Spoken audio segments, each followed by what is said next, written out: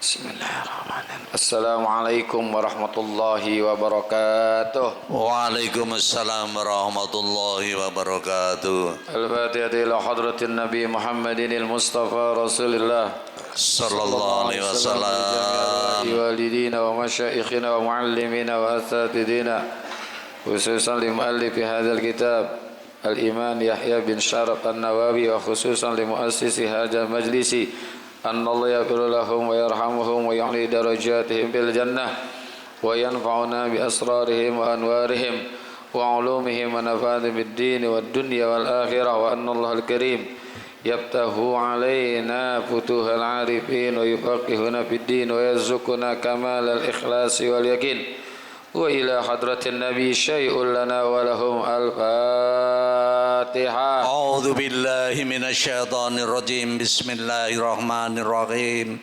الحمد لله رب العالمين الرحمن الرحيم مالك يوم الدين. إياك نعبد وإياك نستعين. اهدنا الصراط المستقيم صراط الذين أنعمت عليهم غير المغضوب عليهم ولا الضالين. يا ربي بالمصطفى بلغ مقاصدنا واغفر لنا ومضى يا واسع الكرم. يا ربي بالمصطفى بلغ مقاصدنا واغفر لنا ما مضى يا واسع الكرم. يا ربي هيئ لنا من أمرنا رشدا واجعل معونتك الحسنى لنا مددا. يا ربي بالمصطفى بلغ مقاصدنا واغفر لنا ما مضى يا واسع الكرم. إلى تدبير أنفسنا فالنفس تعجز عن إصلاح ما فسد. يا ربي بالمصطفى بلغ مقاصدنا واغفر لنا ما مضى يا واسع الكرم. وقد وجهت يا أملي إلى الرجاء كوجها سائلا ويدا. يا ربي بالمصطفى بلغ مقاصدنا واغفر لنا ما مضى يا واسع الكرم. ثواب أنت تعلمه فاجعل ثوابي دوام ستر لي أبدا. يا ربي بالمصطفى بلغ مقاصدنا واغفر لنا ما مضى يا واسع الكرم. صل وسلم اللهم صل وسلم وبارك عليه وعلى آله. الحمد لله الذي جعل تعليمنا تعليما مباركا في طول حياتنا وجعله سببا لحسن الخاتمة في آخر عمرنا. آمين. والصلاة والسلام على طه محمد صلى الله عليه وسلم وعلى آله وصحبه هم الفضلاء والكرماء. Ma'asyiral muslimin wal muslimat, hadirin bapak-bapak, ibu-ibu jamaah Majelis Taklim Ukhuwah Islamiyah yang semoga semua dimuliakan Allah Subhanahu wa taala. Wabil khusus para guru-guru kita Al-Mukarram Bapak Ki Haji Dr. Andas Muhammad Ja'far yang senantiasa kita doakan beliau semoga Allah berikan kesehatan, kehafiatan. Amin. Ustaz Abdul Hamid Mustafa Al-Hafiz yang sedang berada di Gersik, dan Ustaz Zidan yang alhamdulillah saya memberikan ilmu kepada kita, Bapak Haji Basrain, Bapak Haji Dr. Muhammad Tahir, dan segenap pengurus Masjid Jami' Baitur Rahim yang semoga semua dirahmati Allah Subhanahu wa taala Alhamdulillah pada pagi hari ini Allah masih berikan kita karunia nikmat Islam, iman, hidayah, taufik dan juga kesehatan sehingga bisa hadir di majlis ini. Mudah-mudahan hadir dan duduknya kita di majlis ini mendapatkan ilmu yang manfaat. Amin. Sebagaimana rencana yang telah kita laksanakan, kita rencanakan pada minggu yang lalu, kita akan membaca sama-sama kitab Arba'in Nawawi, salah satu karya daripada Al-Imam Nawawi yang nama sebetulnya adalah Yahya bin Syaraf An-Nawawi. Yahya bin Syaraf An-Nawawi. Banyak kitab-kitab yang beliau tulis tuh. Di antaranya Al-Azkar An-Nawawi. Yang paling besar adalah Majmu' Syarah Muhazzab, kitab fikih. Ya. Ini banyak. Nah, di antaranya kitab Arba'in Nawawi, 40 hadis. Yang hadis ini semuanya adalah hadis sahih yang dikumpulkan dari 400 menjadi sekian-sekian, maka terpilihlah 40 hadis. Sebelum kita baca, mari kita sama-sama baca umul kitab suratul Fatihah. Semoga dengan berkah suratul Fatihah, kitab yang kita baca ini ada manfaat buat kita dan bisa kita amalkan. Amin. Dalam kehidupan kita sehari-hari. Wa ila kulli niyatin salihah wa ila hadratin nabi syai'ul lahu wa lana al-Fatihah. A'udzu billahi minasy syaithanir rajim. Bismillahirrahmanirrahim. Alhamdulillahirabbil alamin. Arrahmanir rahim. Maliki yaumiddin. Iyyaka na'budu wa iyyaka nasta'in. Ihdinas shiratal mustaqim. Shiratal ladzina an'amta 'alaihim ghairil maghdubi 'alaihim waladdallin. Bismillahirrahmanirrahim. Wa bis sanadil muttasili ilal imami muhaddisi rahimahullahu ta'ala wa adaman naf'a bihi wa bi barakati ulumihi wa bikum fid daraini amin. Qala radhiyallahu ankum. Wa qala an-nabiy sallallahu alaihi wasallam an amiril mu'minina Abi Hafsin Umar bin al-Khattab qala sami'tu Rasulullah sallallahu alaihi wasallam yaqulu innamal a'malu binniyat wa innama likulli imri'i ma nawa faman kanat hijratuhu ilallahi wa rasulih fahijratuhu ilallahi wa rasulih wa man kanat hijratuhu lid-dunya yusibuha aw imra'atin yankihuha fahijratuhu ila ma hajara ilaihi. An amiril mu'minin Abi Hafsin Umar bin al-Khattab, dari Amirul Mukminin yaitu Abi Hafsin Umar bin al-Khattab, sahabat Nabi yang pertama yang diberikan gelar Amirul Mukminin adalah Sayyidina Umar. Kalau Abu Bakar As-Siddiq, dia gelarnya adalah Khalifatir Rasulillah. Nah, Amirul Mukminin ini pertama kali disandang oleh Sayyidina Umar Ibnul Khattab. Meskipun sebelumnya dulu panggilannya untuk Sayyidina Umar juga khalifah, tapi terlalu panjang. Ketika para sahabat memanggil khalifah itu, ya khalifatir Rasulillah, wahai khalifah yang merupakan khalifahnya Rasulullah, itu terlalu panjang. Maka ada riwayat ketika Sayyidina Umar itu mengutus seorang sahabat untuk melakukan peperangan dakwah, ya. Sahabatnya itu adalah Sayyidina Mughirah bin Syu'bah. Jadi sahabat Rasulullah namanya Mughirah bin Syu'bah. Beliau itu datang bertemu dengan Sayyidina Umar ibn al-Khattab. Dan ketika itu Sayyidina Umar mengatakan, antumul mu'minina wa ana amirukum. Kalian ini adalah orang-orang yang beriman, sedangkan saya ini adalah pemimpin kalian. Maka dari situ dinamakanlah Amirul Mukminin, ya.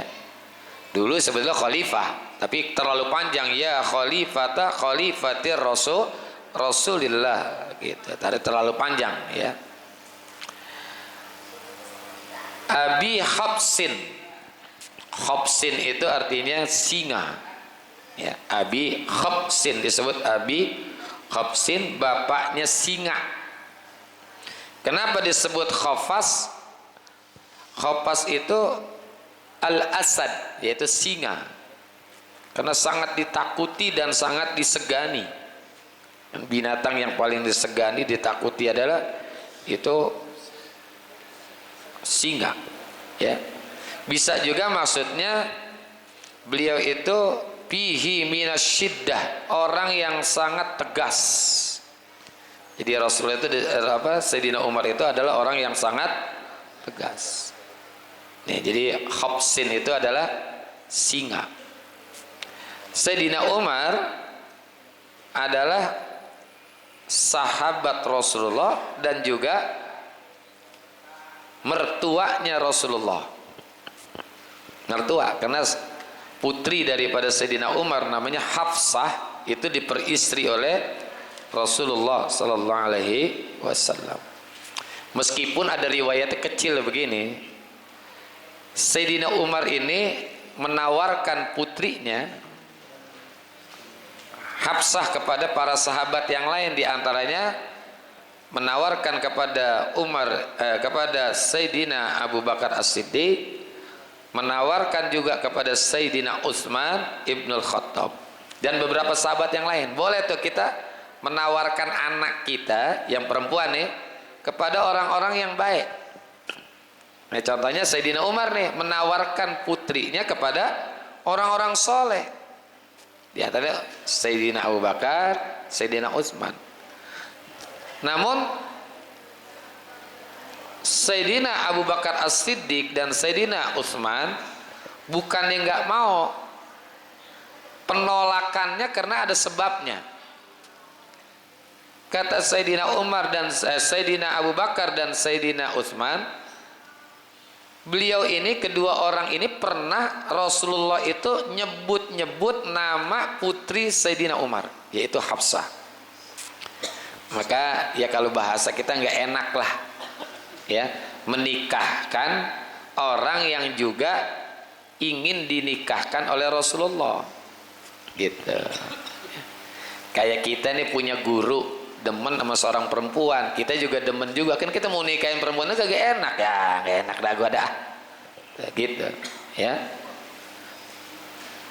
Jadi ini menandakan bahwa boleh kita menawarkan putri kita, anak kita kepada orang-orang soleh, ya, ya seperti Sayyidina Umar juga menawarkan kepada orang soleh. Dan Umar ibn al-Khattab ini masuk kepada doa Rasulullah sallallahu alaihi wasallam. Rasul pernah berdoa begini, Allahumma a'izzil islama bi ahadir rajulain. Ya Allah, kalau panjang ini, Allahumma a'izzil islama bi ahadir rajulain ilaika, Umar ibn al-Khattabi au Amr ibn Hishami. Itu doa Rasulullah tuh, ya Allah, a'izzil Islam, perkuatlah Islam ini, bi ahadir rajulaini ilaika, dengan salah satu dari dua laki-laki menurut engkau ya Allah, Umar ibn al-Khattab au Amr ibn Hisham. Apakah yaitu Umar ibn al-Khattab dan Amr bin Hisham. Amr bin Hisham ini adalah Abu Jahal. Kurang dikenal namanya, padahal nama sebetulnya Amr bin Hisham, tapi lebih dikenal Abu Jahal. Allah memilih, yaitu Sayyidina Umar ibnul Khattab, dipilih itu. Maka di saat Sayyidina Umar ibnul Khattab sudah memeluk agama Islam, Islam semakin kokoh, semakin kuat. Pada masa keemasannya itu ketika Sayyidina Umar masuk Islam. Ini luar biasa ini. Islam itu lebih kuat lagi ketika Sayyidina Umar masuk Islam. Sosok daripada Sayyidina Umar, orangnya tinggi besar. Dalam satu kitab disebutkan bahwa Sayyidina Umar kalau dia naik kuda kakinya nyengser sampai bawah. Jadi 2 langkah 3 langkah orang biasa, dia 1 langkah. Ya, nanti pada hadis berikutnya nih, pada hadis yang kedua itu kan masalah keimanan tuh. Ya. Itu pada akhir hadis itu, nanti pada hadis yang kedua, Sayyidina Umar disuruh ngejar malaikat Jibril oleh Rasulullah. Tapi nggak kejar juga. Ya, karena begitu cepat jalannya Sayyidina Umar, apalagi larinya. Sayyidina Umar juga disegani oleh manusia, bahkan juga ditakuti oleh setan. Jadi setan, baru kata manusia, setan aja takut dengan Sayyidina Umar. Orang ketika melakukan hijrah sembunyi-sembunyi itu.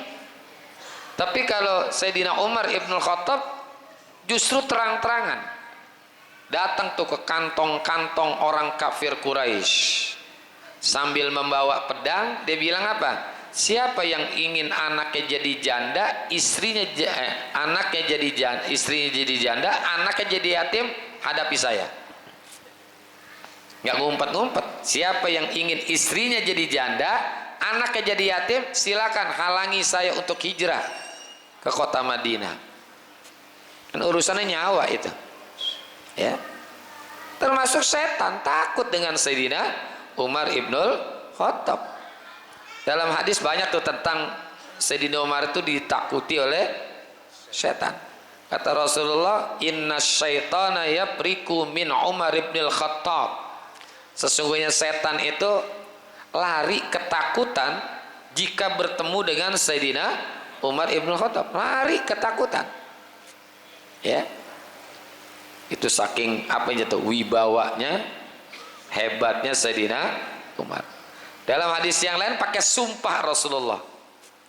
Kata Nabi apa? Walladhi nafsi biyadih malakiyaka syaitanu qatta salikan pajjan illa salaka ghaira pajjika.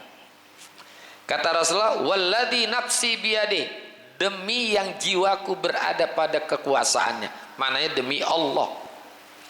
Malakiyaka syaitanu qatta salikan pajjan, tidaklah setan itu akan melalui satu jalan, satu gang yang dilewati oleh engkau, illa salaka pajjan ghairika, kecuali setan itu harus mencari jalan lain supaya tidak bertemu dengan engkau. Jadi kalau lagi jalan mungkin ada ketemu setan, kabur dia, nyari jalan lain, nggak mau ketemu dengan Sayyidina Umar. Saking wibawanya sampai setan tuh. Kenapa seperti ini? Orang soleh bilang, man haballah haba kulli syai. Siapa orang yang takut kepada Allah, maka ia pun akan ditakuti oleh segala sesuatu. Jadi siapa orang yang takut kepada Allah, maka dia akan ditakuti oleh segala sesuatu. Apa aja takut.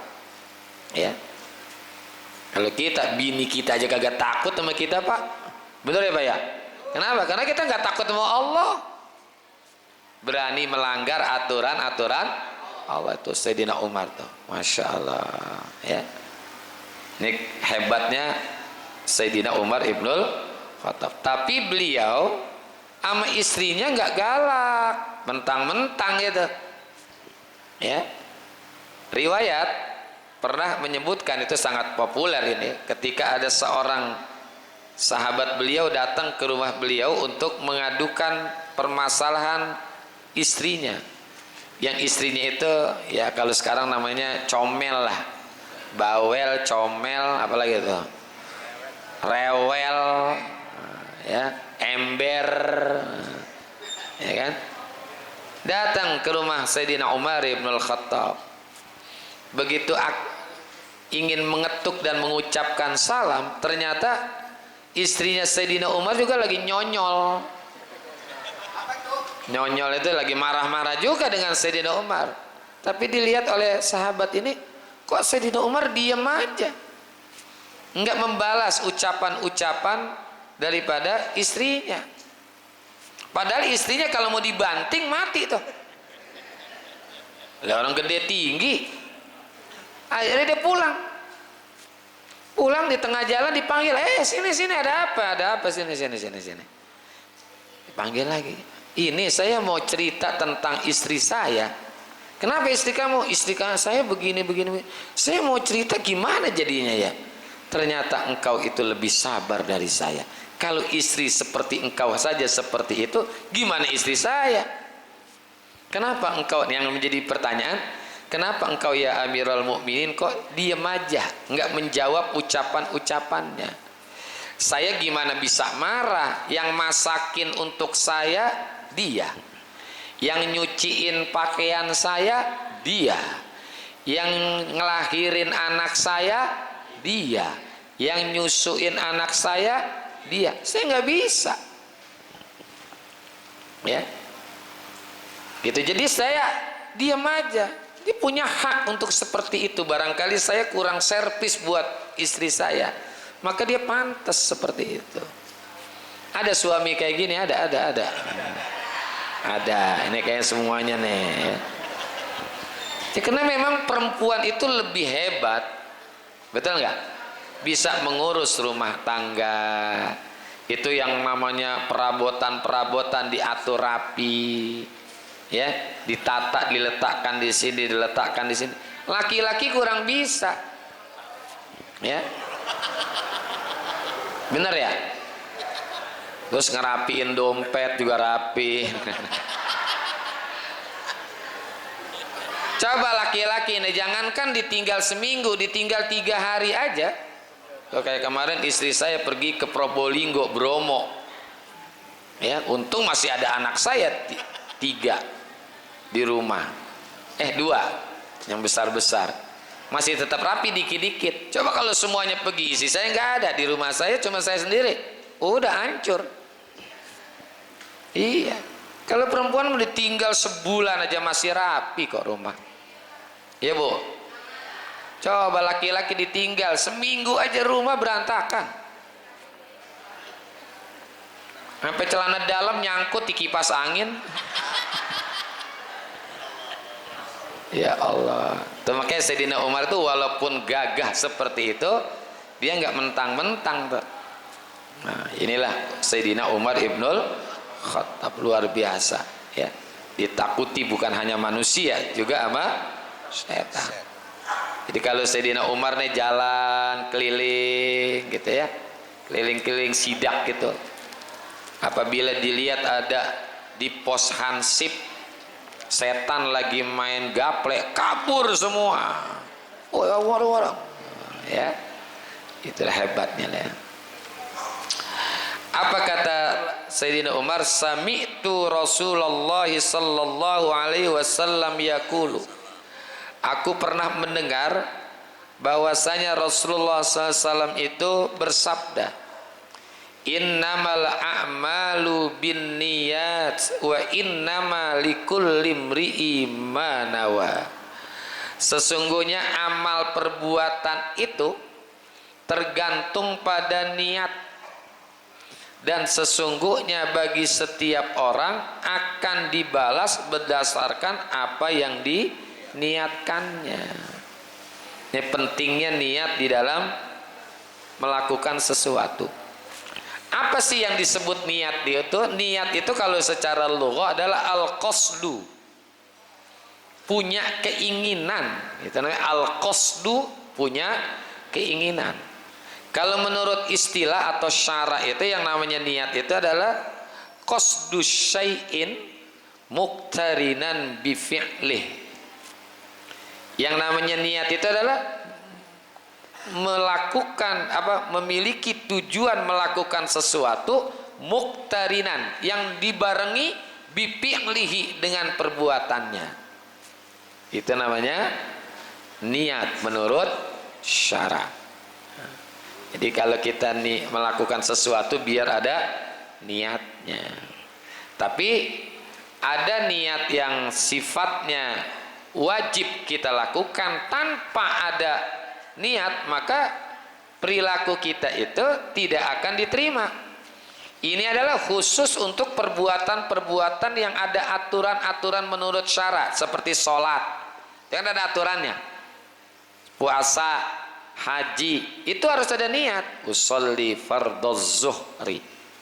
Ya, usolli fardhoz zuhri. Itu niat secara syarat, ya, secara syarat. Kan yang namanya niat itu salah satu syarat daripada rukun daripada sholat, gitu ya. Kalau yang kita ucapkan itu sunnah, usolli fardhoz zuhri.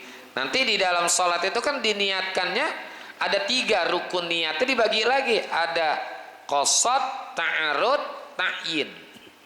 Di dalam sholat ada qasad, ta'arud, ta'yin. Ini khusus pada sholat fardu. Apa itu qasad? Usolli, ya, usolli itu qasad. Ta'arud fardho, ta'yin zuhri. Usolli fardho zuhri, itu namanya qasad, ta'arud, ta'yin. Arba'a raka'atin mustaqbilal kiblati ada, itu semua sunnah. Itu semuanya sunnah. Dan itu dilakukannya ketika takbiratul ihram, jangan sebelum, jangan setelah. Allah. Nah, dalam hati usolli fardho zuhri. Kalau sholat yang ada waktu dan sebab, rukun niatnya cuma 2, qasad dan ta'yin. Contoh sholat duha, usolli duha. Itu kan ada waktunya, nggak bisa sembarang waktu tuh, ya. Termasuk juga yang ada sebabnya. Sholat tahiyatul masjid, dan ada sebabnya. Kenapa dia lakukan sholat tahiyatul masjid? Karena masuk masjid. Maka niatnya usolli tahiyatul masjid, usolli duha, usolli tahajud. Itu kan ada waktu-waktunya, ya. Nah, ada lagi sholat yang tanpa ada sebab, tanpa ada waktu, namanya sholat sunnah mutlak. Kapan aja kita kerjain boleh, mau siang, malam, pagi, sore, kapan aja. Itu rukun niatnya cuma 1, qasad, usolli. Di dalam hati Allah, usolli. Itu namanya qasad, apa dah? Sholat sunnah mutlak. Tapi sholat sunnah mutlak ini, kalau menurut abah saya dilakukannya, saya pernah tanya, itu sholat sunnah mutlak itu apa? Sholat sunnah mutlak itu adalah kalau bisa dilakukan bagi orang yang sudah kehabisan sholat sunnah. Kira-kira nih model-model kayak kita nih udah kehabisan belum sholat sunnah? Boro-boro. Sholat witir aja paling cakep 3, ya kan? Ya. Gitu. Itu. Tapi kalau kita mau kerjain boleh, ya. Kapannya lagi kita nggak ada kerjaan, Allahu Akbar. Sholat sunnah mutlak rukunnya cuma 1, qasad saja, ya, qasad saja. Usolli, gitu aja bunyi di dalam hati kita, usolli. Jadi ada yang qasad ta'arud ta'yin, itu khusus sholat 5 waktu. Ada yang qasad dan ta'yin, itu sholat-sholat yang ada waktu atau ada sebabnya. Ada sholat yang tidak ada waktu dan desa, cukup dengan qasad saja, ya. Nah, di dalam niat ini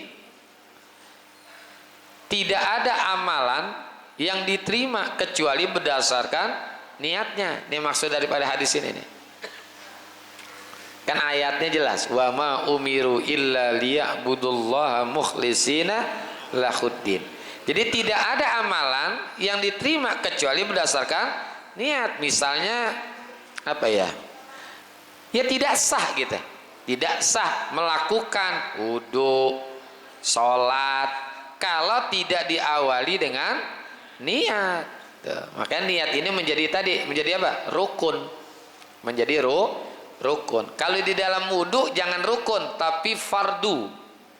Jadi bedain. Kalau di dalam wudu fardu wudu, kalau di dalam sholat rukun sholat. Bedain ya. Jangan fardu sholat tapi rukun sholat. Kalau di dalam wudu fardu wudu yang jumlahnya ada 6 tuh. Di antaranya yang pertama adalah niat. Nggak sah tuh kita melakukan sholat nggak ada niatnya. Yang niatnya tadi apa tadi? Kalau sholat fardu qasad ta'arud ta'in, sholat yang ada sebab dan waktu qasad dan ta'in, yang tidak ada sebab dan tidak ada waktu namanya qasad saja. Sholat sunnah mutlak lah contohnya. Yang pertama, jadi kesimpulan hadisnya bahwa tidak ada amalan yang diterima kecuali dengan landasan niat di dalam hati. Ya, landasan niat.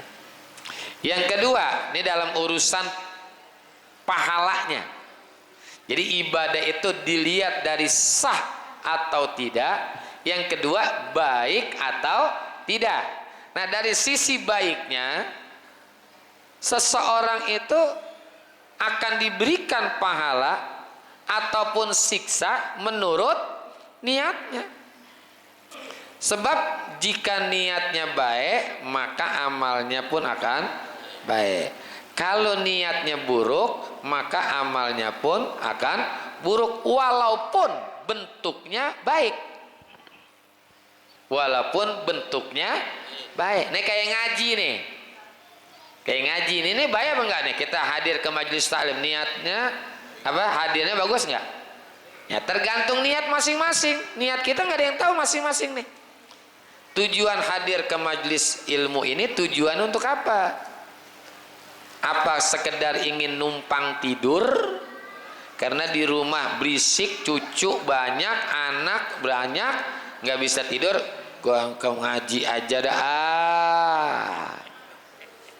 Ada juga yang ngaji karena lagi kesal sama suaminya, gua ngaji aja Ada yang karena seminggu lagi mau ngawinin, sekalian ngundang, ngaji aja Tuh kan masing-masing kan?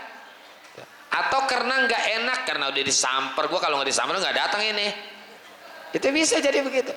Ada yang betul-betul tulus ingin menuntut ilmu. Nah, di dalam menuntut ilmu pun ada niatnya lagi.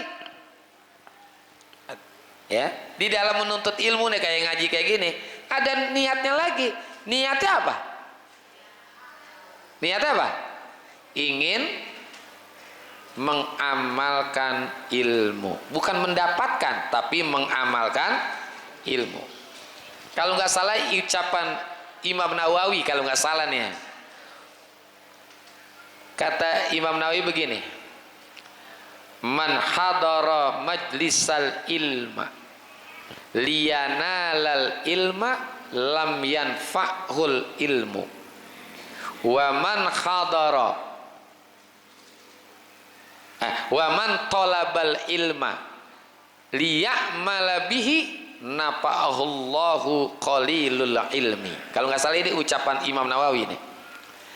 Kata Imam Nawawi, man talabal ilma, siapa orang yang menuntut ilmu, liyanalal ilma, yang niatnya ingin mendapatkan ilmu, lan yanfa'hul ilmu, tidak akan manfaat ilmunya. Lo lihat tuh, orang soleh ucapannya luar biasa. Dia hadir ke majlis ilmu tujuannya ingin mendapatkan ilmu, nggak manfaat ilmunya. Tapi waman talabal ilma liya'mala bihi nafa'ahullahu qalilul ilmi, siapa orang yang menuntut ilmu yang tujuannya ingin mengamalkan ilmunya, maka Allah bikin manfaat meskipun sedikit ilmunya. Tuh, ini nuntut ilmu, pengen dapat ilmu aja tuh udah salah niat sebetulnya. Tapi yang betul adalah ingin mengamalkan ilmu. Karena untuk mendapatkan ilmu, apalagi di masa sekarang ini, nggak usah hadir ke majelis taklim. Dia buka gadget dapat ilmu, betul nggak? Iya, tapi yang susah itu mengamalkannya.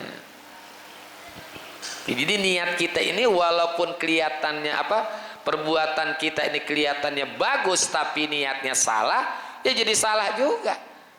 Ya. Jadi perbuatan manusia itu terdiri atas 3 bagian nih. Jadi perbuatan manusia kan ada 3 bagian. Yang pertama ketaatan, yang kedua kemaksiatan, dan yang ketiga adalah perkara yang mubah. Ada yang baik, ada yang buruk, ada yang baik kagak, buruk juga enggak, itu perkara yang mubah itu kan. Ketaatan ya sholat, puasa, ya kan, nuntut ilmu, itu ketaatan. Ada yang kemaksiatan, ya macam-macam lah kemaksiatan, mencuri, berzina, gosip, itu namanya maksiat. Ada perkara yang mubah, enggak wajib, enggak sunnah, enggak haram, mubah. Contohnya makan, ya makan, minum, tidur, ya. Nah, khusus untuk perbuatan maksiat, khusus perbuatan maksiatnya tidak bisa diubah sama sekali dengan niat yang baik. Ya, jadi perbuatan maksiat itu tidak bisa dirubah meskipun dengan niat yang baik. Misalnya nih, ada orang yang mencuri harta orang lain yang niatnya untuk sedekah kepada fakir miskin. Gua kan korupsi pengen sedekah, ya sama aja dosa-dosa juga, ya tetap haram hukumnya. Mungkin dia kebanyakan ngamalin ayat ini nih, man jaa bil hasanati falahu asyru amsalihha wa man jaa bis sayyiati fala yujza illa mislaha. Kan ada ayat tuh, siapa orang yang melakukan satu kebaikan, Allah balas dengan 10 kebaikan. Siapa orang yang melakukan dosa, tidak dibalas kecuali hanya 1. Ya kan? Nah, ketika dia mencuri, niatnya ingin sodako. Dia mengambil jeruk di pasar 2, diniatin untuk sodako. Kasih tuh tukang pengemis 1, berarti kan dia dapat kebaikan berapa? 10. Masih ada sisa kan? 1 jeruknya sama pahalanya tinggal 9, karena dosanya dihantam sama 1 kebaikan. Tuh.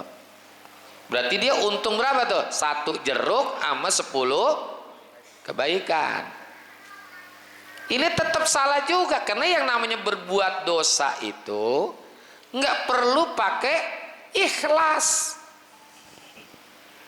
Emang ada berbuat dosa ikhlas? Nggak ada. Gue sebetulnya zina kagak ikhlas banget ini. Lu mau ikhlas mau kagak tetap namanya dosa. Korupsi gue sebetulnya kagak ikhlas ini, enggak, tetap dosa-dosa juga. Jadi 3 kategori amal, ada maksiat, ada kebaikan, ada mubah. Kalau yang namanya maksiat udah nggak bisa dirubah meskipun niatnya bagus, ya. Kalau yang namanya baik itu bisa berubah menjadi baik, bisa berubah menjadi buruk, termasuk yang mubah juga bisa berubah menjadi baik, bisa berubah menjadi buruk. Tapi kalau yang namanya dosa nggak ada bisa dirubah menjadi baik, tetap dosa, gitu ya. Paman kanat hijratuhu ilallahi wa rasulih, fa hijratuhu ilallahi wa rasulih. Siapa saja orang yang melakukan hijrahnya karena Allah dan Rasulnya. Jadi hijrah ini kan riwayat hijrah dari Mekah ke kota Madinah. Dia betul-betul hijrahnya ingin menaati perintah Allah dan Rasul. Fa hijratuhu ilallahi wa rasulih, maka hijrahnya itu adalah karena Allah, artinya mendapatkan keridhaan Allah dan Rasulnya. hijrah tuh. Karena ada orang yang ketika hijrah itu salah niat. Ada yang salah niat. Nah, nggak enak aja sama Rasulullah nih gue nih ya. Ya, nggak enak. Ada juga karena hijrahnya karena ngikutin suami atau ngikutin istri atau ngikutin anak, bukan ilallahi wa rasulih, bukan. Ya. Atau hijrahnya di kota Mekah mah kagak enak, gua nggak punya rumah, siapa tahu nanti di Madinah ada rumah. Ya kan gitu ya? Gitu. Nah, jadi niatnya tergantung yang diniatkan. Wa man kanat hijratuhu lid dunya yusibuha. Siapa orang yang niat hijrahnya itu karena dunia, karena ingin mendapatkan harta duniawi, yusibah, maka dia akan mendapatkannya. Jadi dia dapetin tuh hijrahnya itu karena dunia, maka dia akan mendapatinya. Awim ro'atin, atau dikarenakan perempuan yunkihua yang ingin dinikahinya. Wah, siapa tahu di Madinah perempuannya cakep-cakep, daripada gua di Mekah jadi duda melulu, mendingan gua ke Madinah, siapa tahu dapat di sono lagi. Nah, itu tergantung niatnya. Ya, karena dulu ada sahabat Nabi yang ketika hijrah tujuannya pengen menikahi perempuan Madinah, ya. Fa hijratuhu ila ma hajara ilaihi, maka hijrahnya itu tergantung daripada niatnya tersebut, ya.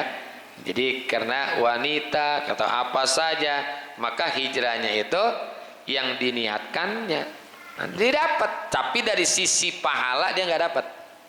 Ya, dari sisi pahala dia tidak dapat.